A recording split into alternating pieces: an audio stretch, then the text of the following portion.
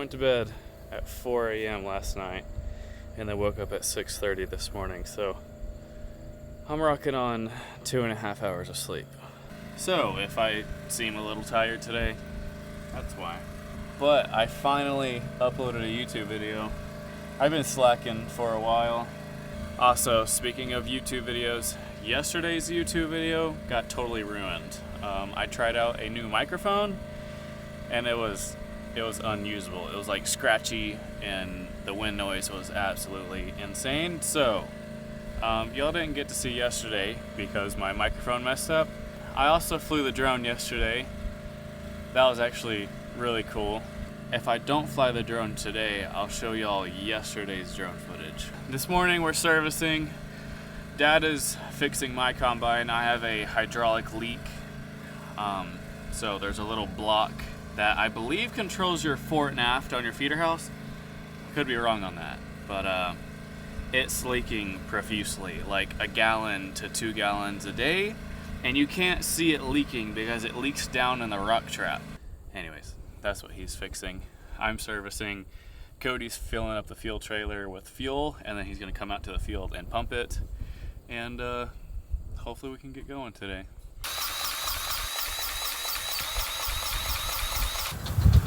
Well, he's got the block off. The block normally goes, obviously, right there. Huh? It's leaking out of that.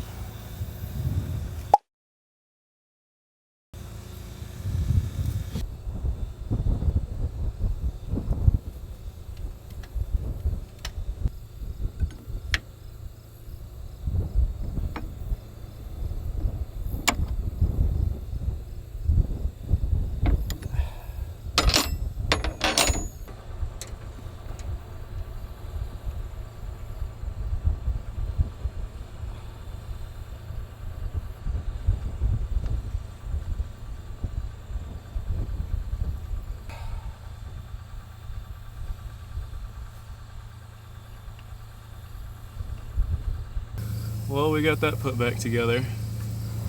Honestly, not that bad of a job. Price, pretty bad.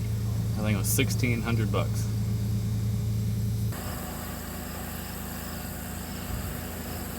Make sure you get no streaks on there.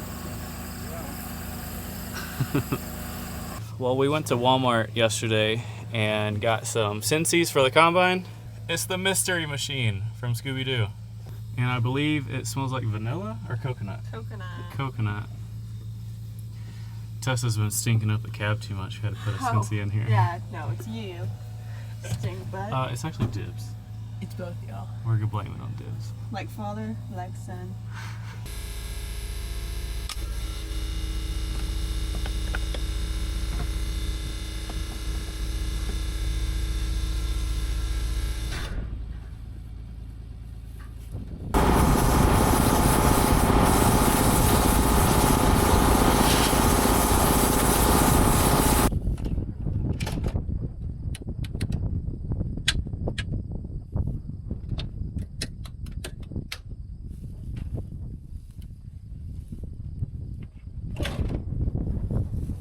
I don't think I've ever had the camera servicing the grain cart, so I guess you'll get to watch me grease the grain cart and track. This is not a daily thing. I do it every 50 hours.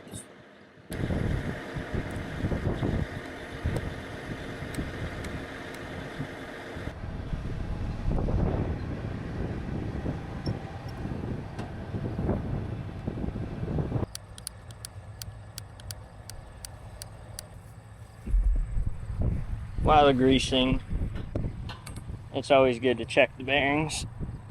Make sure they're still tight, which that one is. This is another bearing, and there's a line that goes to the middle of the cart. And there's two here. There's one on each end of the drive shaft. Actually, there's two on that end. But these go to those pulleys in there. I don't know if you can see that or not. There's pulleys in there that the belt runs on, and that's what these do.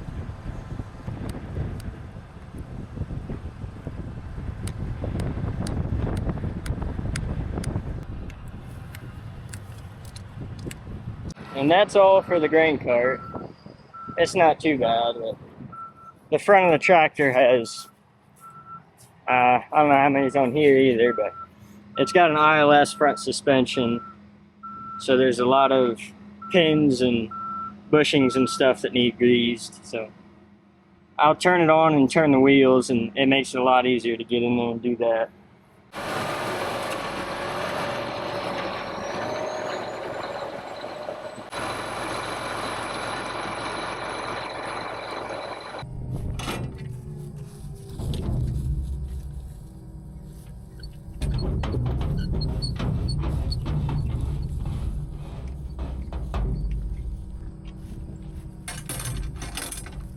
Well, it looks like Dennis is going to try to cut a sample, but everyone else hopped in their combine, so I guess they're pretty confident.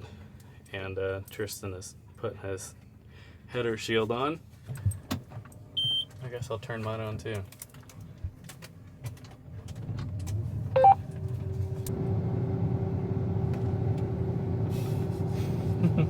Dib is like, I remember when Hayden used to do that. Now he makes me run up the tire. He likes it.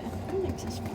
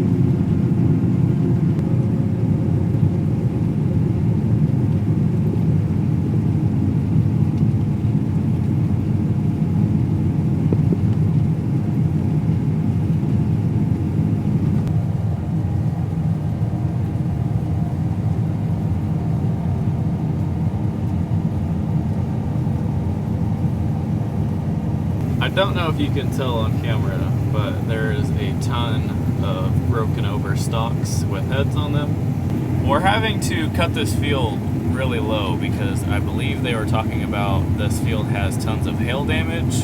So we're kind of leaving hail strips all throughout the field so the insurance adjuster can come out and look at them. But we're almost done with the field. We have one more pass to the left, and then we're gonna hop over the road right here and do some really lodged wheat. There's a different variety across the road. I'm not sure what variety, but it all fell straight to the ground. So we're gonna have to cut that field like soybeans, which is kind of a pain cutting almost 80 bushel wheat, you know, soybean style. We're having auger problems here. Look, it's not wanting to swing all the way in. Get in there. My unload auger is doing some weird stuff. It'll swing out, but it'll swing, or no, yeah, it'll swing out, but when it swings in, it goes super slow.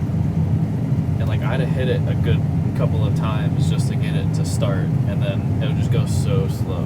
I don't know what's going on with that. It's getting worse. I noticed it on that other field that it was swinging in really slow. And then this time it just almost didn't swing in at all.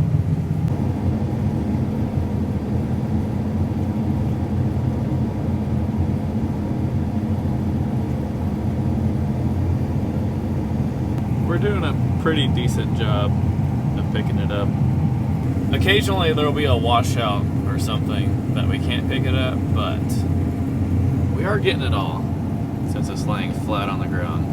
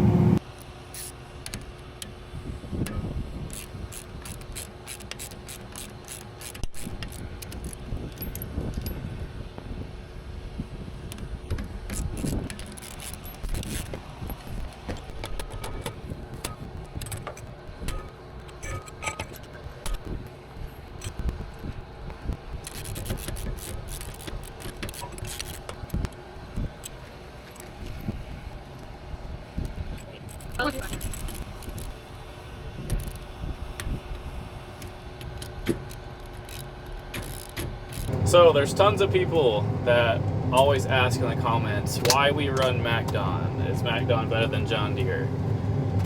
That I really don't know, but what I can do is show you all the two differences. So I'm going to show you all 10 seconds of the MacDon headers. So this is what mine and Mom's did right here. Okay, y'all got a good look at that.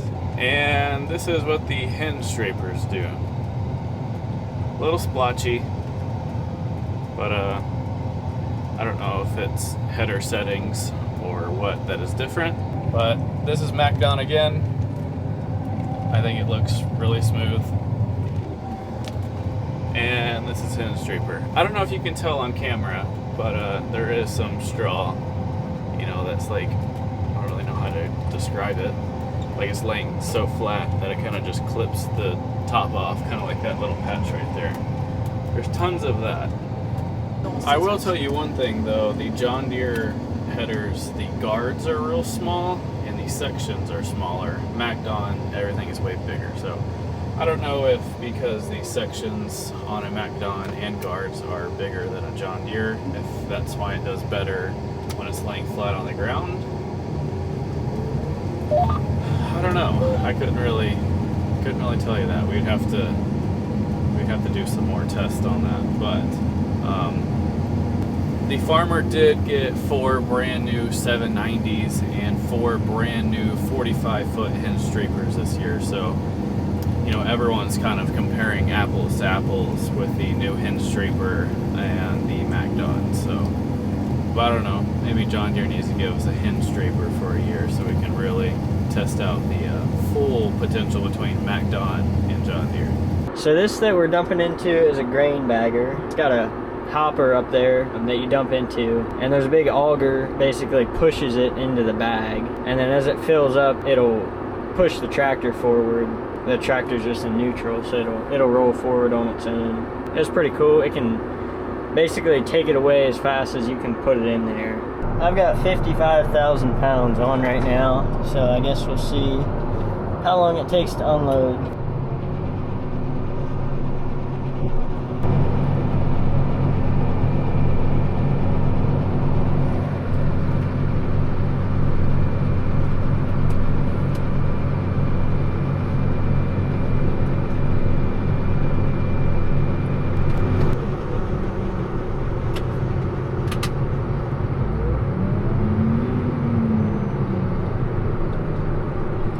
So the camera says 2 minutes and 30 seconds, but I don't know when I started dumping. I guess Hayden could put an exact time, but I could definitely dump faster than that, but I guess I don't really have a need to. So that's pretty cool.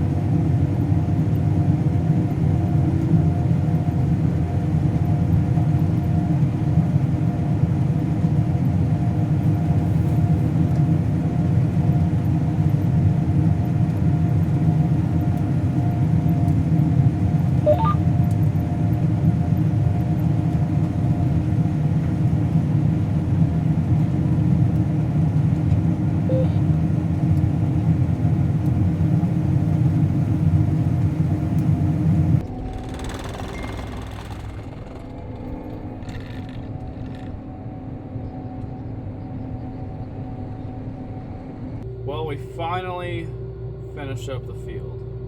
And it is currently 8:43 p.m., which isn't too late, but the 4 combines already left and went to the next field, and it's kind of a long drive, and we don't want to move in the dark, which it really wouldn't matter because they have already stopped for the night, so we would be driving over there for nothing, really.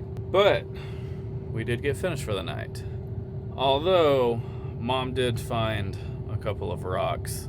It was actually so bad that she had to take her header off of the combine to get the rock out from under her drum. So it was a whole ordeal. She was over there for a good 20 minutes. So I finished most of the field, you know, going 2.5 miles an hour. So that's never fun.